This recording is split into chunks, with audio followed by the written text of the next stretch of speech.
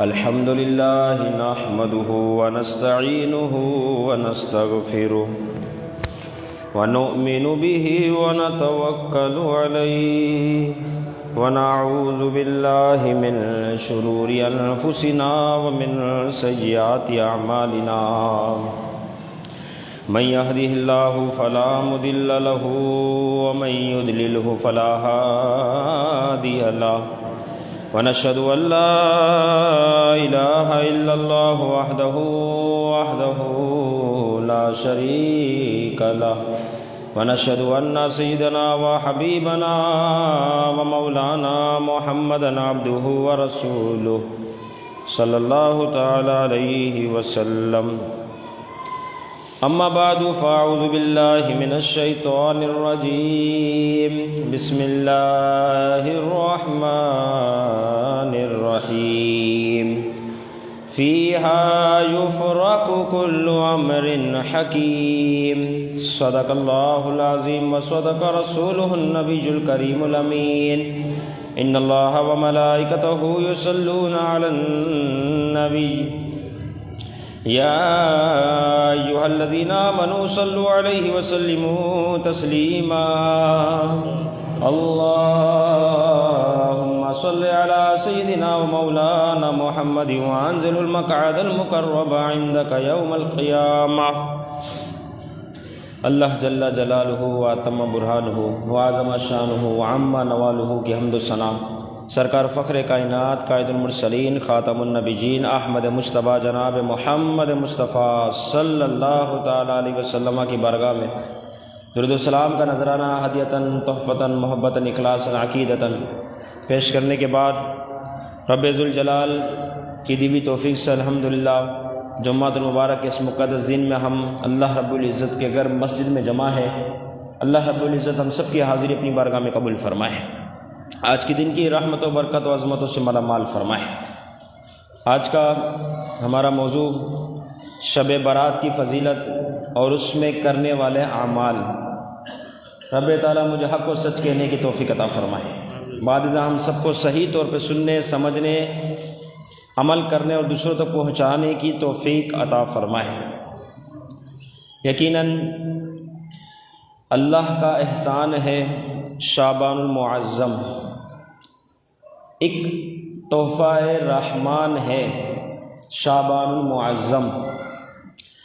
بتلایا ہے سرکار نے جس ماہ کو اپنا، وہ ماہ مہربان ہے شعبان المعظم. ملتی ہے گناہگار کو اس ماہ میں بخشش، سرکار کا فرمان ہے شعبان المعظم. یقیناً اس مہینے کے طفیل اللہ رب العزت خاص طور پر بندوں پر اپنی رحمتوں برکتوں کا نزول فرماتا ہے. یہ میں نے اس وجہ سے کہا کہ اس مہینے میں ایک شب ہے جسے شب برات کہا جاتا ہے. انتہائی مقدس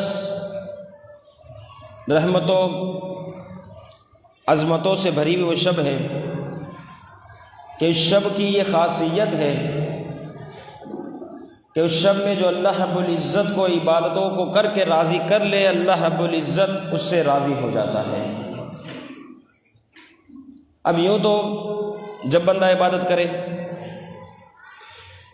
جب جو ہے وہ رب تعالیٰ اخلاص و عبادت کو قبول فرماتا ہے، دعا کو قبول فرماتا ہے، لیکن یہ بات یاد رکھے کچھ شبیں بڑی خاص ہوتی ہے، بڑی خاص. ان شبوں کی خاصیت حدیث مبارکہ کی وجہ سے بہت عرفہ و اعلیٰ ہو جاتی ہے، جس میں محبوب علیہ السلام کا فرمان اس رات اور اس شب اور اس یوم کے تحت ہو کہ حضور نے اس شب کے بارے میں کیا فرمایا. کیونکہ ساری شبیں ایک جیسی نہیں. جیسے شب برات ہے، شب قدر ہے، شب ولادت مصطفیٰ ہے صلی اللہ علیہ وسلم، تو ساری شب ایک جیسی نہیں. جیسے کہ حضور علیہ السلام اور دیگر انبیاء و رسول کے بارے میں قرآن مجید میں ارشاد فرمایا تلک الرسل فضلنا بعضهم علی بعض، رسول اور نبی ہونے کے اعتبار سے تو سارے ایک ہی درجے پر ہے، لیکن ان کو اللہ رب العزت نے یعنی وصف رسول وصف نبی اس صفت کے اعتبار سے تو سارے ایک برابر کہ یہ بھی نبی ہے وہ بھی نبی، کوئی نبی کم کوئی نبی زیادہ ہو نہیں سکتا، لیکن وصف نبوت میں تو سارے برابر ہیں، لیکن فضیلتوں کے اعتبار سے اللہ رب العزت جسے چاہتا ہے جو چاہتا ہے زیادہ فضیلت عطا فرما دیتا ہے۔ فرمایا تلک الرسل فضلنا بعضهم علی بعض، ہم نے ان رسولوں کو بعض پر زیادہ فضیلت عطا فرمائی۔ تو اسی طریقے سے بڑی راتوں میں بھی اسی طرح ہوتا ہے کہ وہ راتیں دوسری راتوں سے ممتاز ہوتی ہے، علیحدہ ہوتی ہے، وہ دوسری راتوں کو فرق کرنے والی ہوتی ہے کہ وہ رات ایسی ہوتی ہے جس میں بندہ ثواب کرتا ہے تو زیادہ ثواب دیا جاتا ہے، اور ایک رات وہ ہوتی ہے جس میں بندہ ثواب کے حوالے سے اعمال کرتا ہے تو اس کو ثواب تو دیا جاتا ہے، لیکن بڑی رات کے مطابق جس طرح ثواب دیا جانا چاہیے تھا اتنا اسے نہیں ملتا، کیونکہ یہ بڑی رات کی فضیلت تھی۔ اور اس امت کی شان بہت اعلیٰ ہے، بہت اعلیٰ ہے۔ حضور علیہ الصلوۃ والسلام نے ایک موقع پر ارشاد فرمایا کہ ایک شخص وہ ہے جو فجر سے لے کے ظہر تک مزدوری کرتا ہے، اس کو ایک قیراط اجر دے دیا جاتا ہے، صحیح اس کی مزدوری تھی اسے دے دی گئی، کوئی قباحت کوئی پریشانی والا معاملہ نہیں۔ فرمایا ایک قوم ایسی ہے جو ظہر سے عصر تک مزدوری کرتی ہے، اسے بھی ایک قیراط اجر دیا جاتا ہے، حالانکہ یہ وقت کچھ کم ہے، فجر اور ظہر کے مابین اگر وقت دیکھا جائے زیادہ ہے، ظہر سے عصر کچھ وقت کم ہے، لیکن درجہ دونوں کو برابر، اجر ثواب اجر خدمت کے کہ دونوں کو جو ہے وہ ایک قیراط اجر دیا گیا۔ پھر آپ علیہ الصلوۃ والسلام نے فرمایا مزید حیرانگی والی بات، فرمایا کہ ایک قوم وہ ہے جو عصر سے لے کے مغرب تک کی مزدوری کرتی ہے فقط، لیکن اللہ رب العزت اسے ایک قیراط نہیں بلکہ 2 قیراط اجر عطا فرماتا ہے۔ یہ تو مسئلہ اور پیچیدہ ہو گیا۔ پیچھے جو ہے وہ فجر سے عصر ظہر کا وقت تھا، ایک فجر سے ظہر اسے ایک قیراط دیا گیا، ٹھیک ہے، ظہر سے عصر تک کا تھا اسے بھی ایک قیراط دیا گیا، لیکن سوچنے میں بندہ مجبور ہوا کہ وقت کم تھا لیکن مزدوری پہلے والوں کی طرح دی گئی۔ اب تیسرا جو گروہ ہے، تیسری جماعت ہے، وہ تو فقط عصر سے مغرب مزدوری کرنے والی ہے، فقط اتنا مختصر دورانیہ، اب اجر اس کا آدھا قیراط یا اس سے بھی کم ہونا چاہیے، حضور نے فرمایا نہیں بلکہ اس کا اجر 2 قیراط اجر ہے، ڈبل اجر ہو گیا، کام بالکل مختصر، وقت بالکل تھوڑا، لیکن اجر کی بات ہے تو ڈبل اجر دے دیا گیا۔ پھر پیارے محبوب علیہ الصلوۃ والسلام نے کیا بات ارشاد فرمائی، حضور نے فرمایا کہ پہلی جو امت ہے جو قوم ہے اس سے مراد یہودی ہے کہ ان کا معاملہ بہت زیادہ تھا لیکن ثواب تھوڑا تھا۔ دوسری جو قوم ہے ظہر سے عصر جس کا نام لیا گیا اس سے مراد عیسائی ہے، نصرانی، جس کا وقت بھی کچھ زائد ہے لیکن اجر ہے اتنا ہی ہے۔ اور فرمایا تیسرا جو وقت تھا ظہر سے عصر جو قوم گزر گئی انہوں نے وقت گزارا، اب تیسرے کی باری آئی تو انہوں نے دیکھا اس وقت کو جس کے مطابق ان کو اجر دیا گیا۔ فرمایا تیسرا جو معاملہ رہا وہ تھا عصر سے مغرب، مختصر، عصر سے مغرب مختصر دورانیہ، لیکن جب اجر کی باری آئی تو ڈبل اجر دے دیا گیا۔ فرمایا یہ ہے میری امت کہ کام کرے گی تھوڑا، عصر سے مغرب کی مثال دے کے سمجھایا، کام کرے گی تھوڑا لیکن اللہ رب العزت انہیں یہودی نصرانی ان سے بھی زیادہ ڈبل اور ڈبل اجر عطا فرمائے گا۔ تو فرمایا یہ میری امت کی شان۔ تو یقیناً یہ بڑی راتیں شب برات کے حوالے سے ہو، شب قدر کے حوالے سے ہو، رمضان المبارک کی ساری راتیں ہو، یہ حضور علیہ الصلوۃ والسلام کے صدقہ طفیل اس امت کو یہ تحفتاً عطا کی گئی ہے تاکہ بندہ ان راتوں میں خوب اچھے اعمال کر لے۔ جب ان اعمال اخلاص والے ہوئے رب کی بارگاہ میں مستجاب ہو گئے، آپ سمجھ لیں باقی ساری زندگی نیک کام کرتے ہوئے گزر جائے گی، بندہ گناہوں سے بچ جائے گا۔ دل پہ چوٹ لگنا کیا شے ہے، یہ تو کسی وقت بھی لگ سکتی ہے، کسی وقت بھی بندہ صحیح راہ کی طرف آ سکتا ہے، جب میرا رب اسے ہدایت دے گا صحیح راہ پہ آ جائے گا۔ مگر بندہ اس بارے میں سوچے کہ اللہ رب العزت قرآن مجید میں جگہ جگہ ارشاد فرماتا ہے واللہ علی کل شیء قدیر، اللہ تعالیٰ ہر چیز پر قادر ہے۔ اور بندہ دیکھتا بھی ہے سورج کا آنا، پھر اس کے بعد غروب ہونا، چاند آتا ہے پھر غائب ہو جاتا ہے، پھر وہ موٹا ہو بڑا ہو اس کے بعد پتلا ہو جاتا ہے کھجور کی سوکھی ہوئی شاخ اور ٹہنی کی طرح۔ اسی طریقے سے شب و روز کا آنا جانا، سردی گرمی کا آنا جانا، دن ایام ان تمام کا آنا جانا، فرمایا یہ ساری نشانیاں ہیں تو اللہ تعالیٰ ہر چیز پر قادر ہے۔ تو فرمایا کہ جب وہ اس چیز پر قادر ہے تو تم اپنے بارے میں غور و فکر کرو کہ تمہیں پھر عذاب دینے پر بھی قادر ہے، تمہیں عذاب میں مبتلا کرنے پر بھی قادر ہے۔ تو بندہ صرف اتنا ہی سوچ رہے کہ اگر میں نے اس کے حکم کی نافرمانی کی تو واللہ علی کل شیء قدیر، اللہ تعالیٰ ہر چیز پر قادر ہے۔ پھر وہ اس کی گرفت ہوگی، پھر وہ پکڑے گا، پھر یقین ہے جب اس کی پکڑ ہوگی تو پھر کسی صورت بچنا ممکن نہیں، کسی صورت۔ یہ دنیاوی معاملات ہمیں نہیں بچا سکتے، یہ دنیاوی مال و متاع ہمیں نہیں بچا سکتے، یہ دنیاوی سیکورٹی گارڈ ہمیں نہیں بچا سکتی۔ جب رب تعالیٰ کی طرف سے پکڑ ہوئی اِنَّ بَطْشَ رَبِّكَ لَشَدِيدٌ، بے شک تیرے رب کی پکڑ بہت سخت ہے، بہت، کہ وہ جب پکڑتا ہے پھر وہ چھوڑتا نہیں، اور اس کی مار ایسی ہے جو بغیر آواز کے ہوتی ہے، اس کی پکڑ بڑی سخت ہے۔ حالیہ دنوں آپ نے دیکھا کہ کیا قادیانوں کے حوالے سے ہوا، الیاذ باللہ ثم الیاذ باللہ۔ 295C کے تحت جو ہے کچھ لوگ تبدیلی کرنے کے خواہش مند ہیں، الیاذ باللہ۔ اب جب مسلمانوں کی طرف سے رد عمل آیا تو انہوں نے اپنے معاملات ہی سارے بدل لیے۔ حضور علیہ السلام کی تعریفات شروع ہو گئی کہ حضور رحمت للعالمین ہے، اور ساری باتیں جو مسلمان اپنی زبان سے ادا کرتا ہے، تو یہ تم کس کو بتانے جا رہے ہو؟ پہلے تو یہ بات سوچنے کی ہے کہ جو گزشتہ دن جو گزرے اس میں جو ریمارکس تمہاری طرف سے جاری کیے گئے وہ کیا تھے، اور جب مسلمانوں کا رد عمل آیا تو الفاظ کو چینج کر دیا گیا، یعنی اندر کچھ ہے معاملہ جس کی وجہ کے تحت غلط بات سامنے آئی، جس کی وجہ کے تحت پاکستان کے آئین اور قانون کے خلاف بات کی گئی۔ کتنی غلط بات ہے، آپ اندازہ لگائیں کہ مسلمان کا ایمان عقیدہ اس سے بڑھ کے بھی کوئی شے ہو سکتی ہے؟ یہ آنکھ بند ہونے کی دیر ہے بس۔ اور جو مسلمان کے حوالے سے جو ہے ملک پاکستان میں قانون بنا دیا گیا، اس قانون کے خلاف چلنا، وہی جو خود قانون سمجھانے والا ہو، جس کا کام قانون کو اپلائی کرنا ہے، جس کا کام قانون کو لوگوں میں جاری کرنا ہے، اس قانون کے مطابق فیصلہ کرنا ہے، وہ بجائے اس کے فیصلہ کرنے کے اسی قانون کو توڑتا ہوا آگے بڑھے، اسی قانون کے خلاف بات کر کے چلا جائے۔ کتنی بڑی عجیب و غریب بات ہو گئی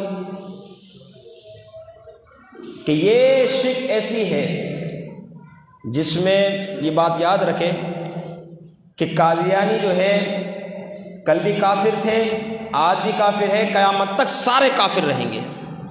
یہ ہمارا آئین اور قانون بھی کہتا ہے، کیونکہ آئین اور قانون کی زیادہ بات کی جاتی ہے۔ آئین پاکستان تو یہ آئین اور قانون ہی ہمیں بتا رہا ہے۔ اسی طریقے سے انہیں کسی چیز کی دین کے حوالے سے جو ان کا دین ہے ہی نہیں، اس کی آزادی نہیں دی جا سکتی۔ وہ اپنی مسجدوں کو نہیں بنا سکتے، وہ اپنا لکھا ہوا ترجمہ شائع نہیں کر سکتے۔ یہ سارے پاکستان کے آئین و قانون میں دفعات موجود ہیں، یہ ہمارا آئین و قانون ہمیں بتا رہا ہے۔ اللہ تعالیٰ ان کے مزار پر انوار پر کروڑوں رحمت و برکتوں کو نزول فرمائے جنہوں نے ان آئین کو تشکیل دیا، اور قیامت تک آنے والے اس قسم کے گندے قسم کے ذہن رکھنے والے، زمین پر بوجھ بننے والے، ان کے منہ پر بہت بڑا تماچا مارا کہ جو اس کے خلاف بات کرے گا تو صرف یہ مولوی کا مسئلہ نہیں ہوگا، بلکہ جو مولوی اپنے آپ کو نہیں مانتے ان کو بھی بیچ میں آنا ہوگا، کیونکہ یہ آئین پاکستان کا مسئلہ ہے، اب سب کو آنا ہوگا بیچ میں۔ تو پھر اس کے باوجود بھی کوئی اس قسم کے الفاظ ادا کرے، حالانکہ ادا ہو ہی نہیں سکتے۔ جب اسلام نے آپ کو اس چیز سے روک دیا، منع کر دیا، تو دنیا میں کون سا ایسا شخص ہو سکتا ہے جو کلمہ پڑھنے والا اور یہ کہے کہ ہماری طرف سے اس کی اجازت ہے؟ الیاذ باللہ۔ ہم اس میں تھوڑا تخفیف کا پہلو رکھتے ہیں، ہم اس میں تھوڑی رعایت رکھتے ہیں۔ یہ تو آزادی اظہار ہے، اظہار رائے کی آزادی ہے، اظہار رائے سے نہیں کہتے۔ اگر اظہار رائے ان تمام چیزوں کو کہا کہ جانا شروع کر دیا جائے تو بڑا مسئلہ بن جائے گا۔ پھر آزادی رائے جس کو کہا جائے کہ اس کا اظہار کرنا، آزادی رائے، رائے کا آزاد ہونا، اس کا اظہار کرنا، جب یہ معاملہ ہو جائے نا تو پھر کوئی بچہ، کوئی بندہ، کوئی شخص، کوئی بھی ہو، یہ اپنی عزت نہیں بچا سکتا، کیوں ہر دوسرا شخص دوسروں کو گالی دے کے پکارے گا کہ میری آزادی رائے ہے، اظہار کر رہا ہوں میں اس کا، اب برداشت کرو پھر۔ جو تمہارا عہدہ ہے اس عہدے کے خلاف کوئی بات کرے، بولے گا میری تو آزادی رائے کا میں اظہار کر رہا ہوں، بہت سارے معاملات خراب ہو جائیں گے۔ جب اسلام دین، یہاں تک کہ ہمارے آئین پاکستان، اس کا قانون اس نے بتا دیا کہ یہ قادیانی ہو یا اس طریقے سے احمدی ہو، جو بھی اس قسم کے لوگ ہیں، یہ اپنے دین کی پرچار نہیں کر سکتے، اپنا لکھا ہوا ترجمہ شائع نہیں کر سکتے۔ اسی طریقے سے یہ مسجد کو مسجد نہیں کہہ سکتے جہاں یہ سارے جمع ہو کے جو کام کرتے ہیں، تو ان تمام کی پابندی۔ اسی طریقے سے گنبد، مینار، یہ چیزیں کوئی نہیں بنا سکتا کیونکہ ان پہ پابندی ہے، نہیں کر سکتے یہ کام۔ اب جب کریں گے تو پاکستان کا قانون حرکت میں آئے گا، ان بنانے والوں کو گرفتار کیا جائے گا، انہیں کڑی سے کڑی سزا دی جائے گی۔ تو یہ تو قانون ہے پاکستان کا، لیکن بجائے اس کی کہ ہم اس قانون پہ چلنے کے ہم اس کے خلاف ہمارے دل میں نرم گوشہ رکھیں کہ آزادی رائے کا اظہار ہے، الیاذ باللہ، تو آزادی رائے نہیں، تیرے ایمان کی کمزوری ہے۔ اپنے ایمان کا معاملہ دیکھ کہ بہت گر چکا، کمزور ہو چکا، نہ جانے کہاں کہاں تک تیرا ایمان معاملہ خراب ہو چکا، کیونکہ یہ لفظ کا آیا کیسے، نرمی اس معاملے میں کیسے آئی؟ دین کا معاملہ اس میں نرمی، جب شریعت اجازت نہیں دیتی، آئین کے خلاف کا معاملہ ہو رہا ہے، وہ آئین تمہارا اجازت نہیں دیتا، تو پھر کیسے نرمی ہوئی؟ تو اس کا مطلب نرمی کا یہاں معاملہ نہیں، نرمی کا یہاں معاملہ آ چکا ہے، اعوذ باللہ۔ اب یہاں کا علاج کیا جائے؟ اب صحیح طریقے سے اسلام میں داخل ہونا ہے۔ اب یہاں کا معاملہ خراب ہے، کیونکہ یہاں کا معاملہ سخت ہوتا نا، تو پھر تو ویسے ہی معاملہ جس طریقے سے چل رہا ہے اسی طرح چلتا، تصور بھی نہ آتا، بلکہ اور سختی ہوتی، نرمی کی طرف بندہ نہ آتا۔ تو المختصر یہ کہ ان کو کسی قسم کی تبلیغ کرنے کی اجازت نہیں، یہ پاکستان کا آئین کہتا ہے۔ یہ اپنا ترجمے والا قرآن نہیں چھاپ سکتے، یہ پاکستان کا آئین کہتا ہے۔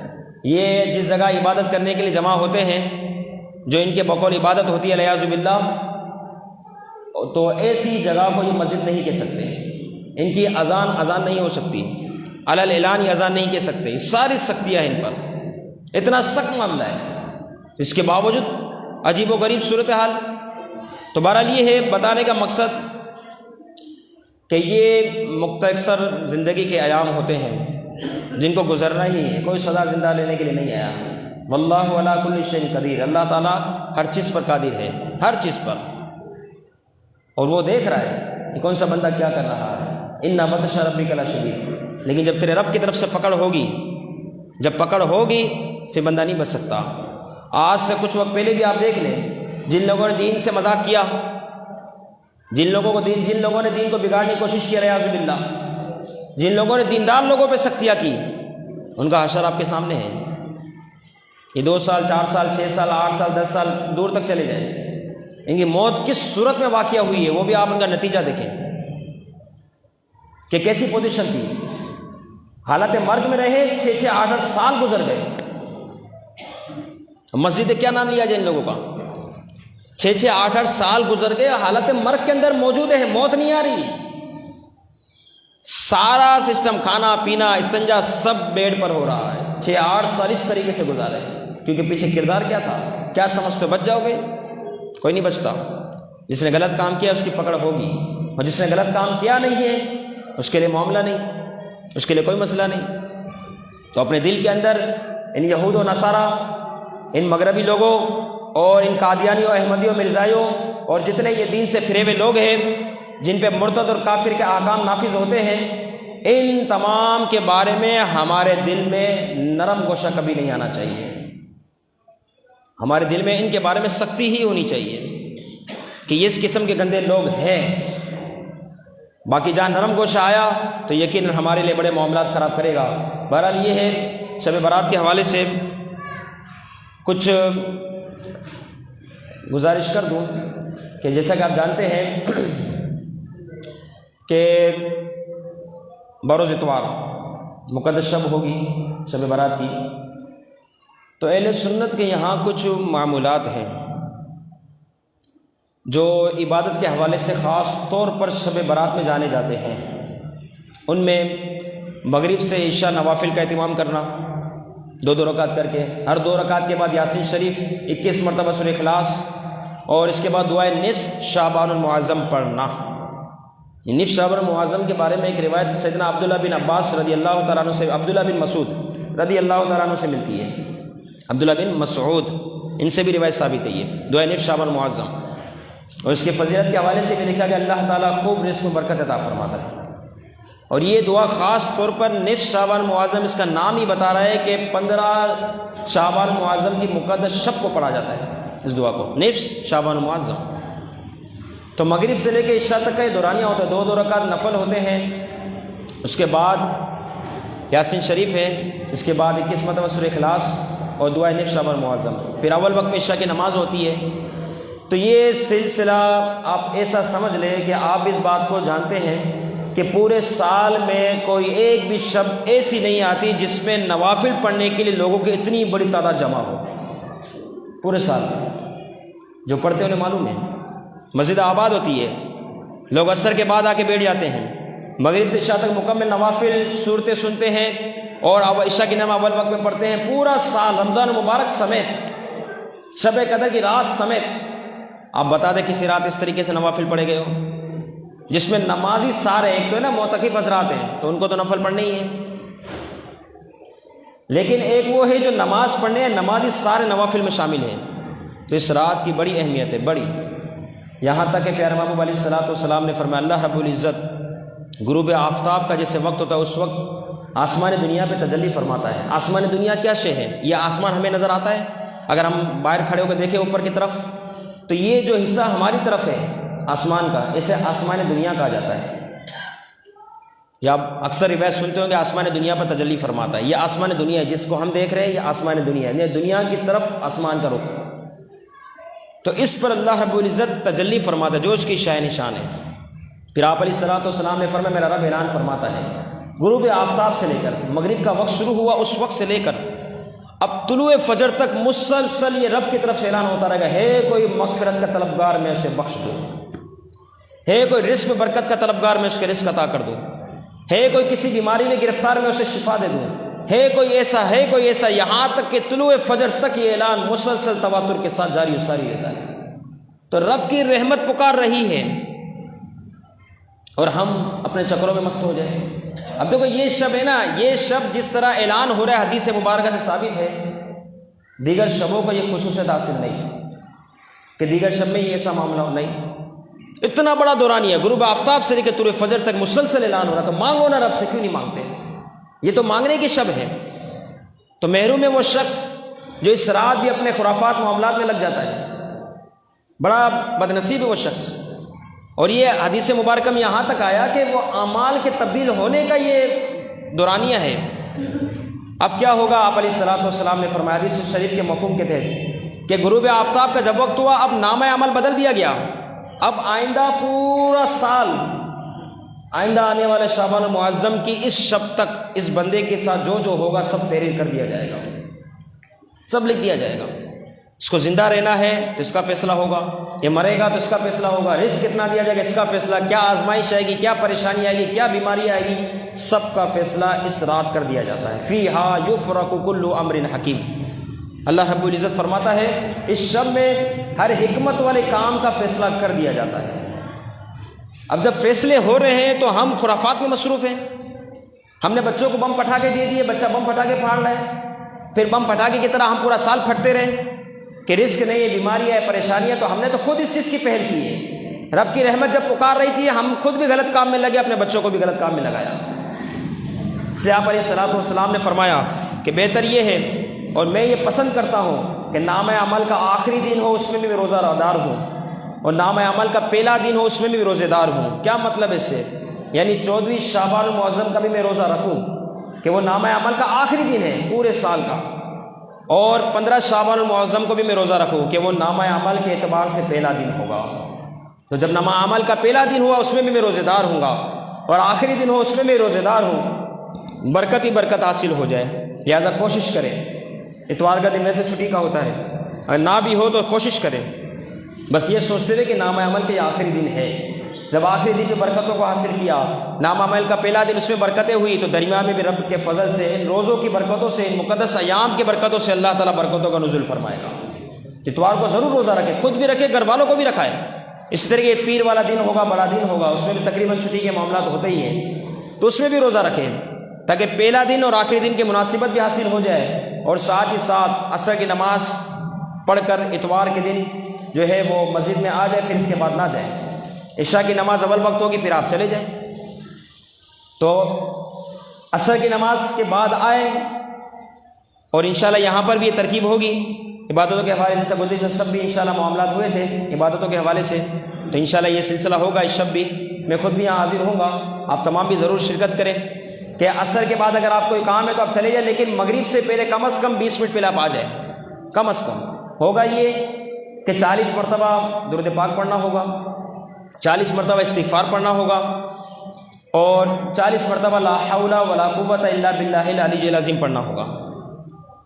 اب نامہ عمل بدلنے کا معاملہ ہے، اب پورا سال جو ہونا ہے وہ لکھا جانے والا ہے، پھر اس کے بعد انشاءاللہ دعا کی جائے گی، پھر دعا ہوگی، مغرب کا وقت ہوگا، اس کے بعد جو ہے وہ جیسے میں نے عرض کیا نوافل کا اہتمام ہوگا، پھر نوافل کے اہتمام کے بعد عشاء اول وقت میں ہوگی، پھر اس کے بعد جو ہے وہ عشاء کی نماز اول وقت میں پڑھ کے آپ گھر پہ جائیں، اور بیری کے پتہ جو ہے 7 پتے ہیں اس کو پانی میں جوش دے کے اس کا استعمال کرے۔ بزرگان دین سے یہ چیز ثابت ہے کہ جو یہ کرتا ہے پورا سال جو ہے جادو سے محفوظ رہتا ہے۔ اب پتے کتنی عام سی شے ہے، لیکن پتے بھی رب کے فضل سے فائدہ دیتی ہے، کیونکہ میرے رب نے فرمایا وما خلقت الجن والانس الا لیعبدون۔ اسی طریقے سے ما خلقت ھذا باطلا، ہم نے کسی چیز کو بیکار پیدا نہیں فرمایا، پتے بھی فائدہ دے رہے ہیں، تو لہٰذا یہ بیری کے پتے پانی میں جوش دے کے اسی رات اس کو کرنے کا یہ جو ہے وہ فضیلت ہے جو بزرگان دین ثابت ہے۔ ایک قبرستان کی طرف جائیں، مسجد اس کی تفصیل ہے انشاءاللہ، اس کے جو ہے وہ عشاء کی نماز کے بعد جو ہمارا مختصر بیان ہوگا بڑی رات کو، تو انشاءاللہ قبرستان کے حوالے سے مزید وضاحت ہوگی۔ اللہ رب العزت جو کچھ سنا اس پر عمل کرنے کی توفیق عطا فرمائے، اور ہمیں بڑی رات اور بڑا دن دونوں جو ہے 14 اور 15 شعبان المعظم کو روزہ رکھنے کی توفیق عطا فرمائے، اور خاص طور پر عصر کے وقت سے لے کر عشاء تک خوب نوافل اور اوراد و وظائف پڑھنے کی توفیق عطا فرمائے۔ وما علینا الا البلاغ۔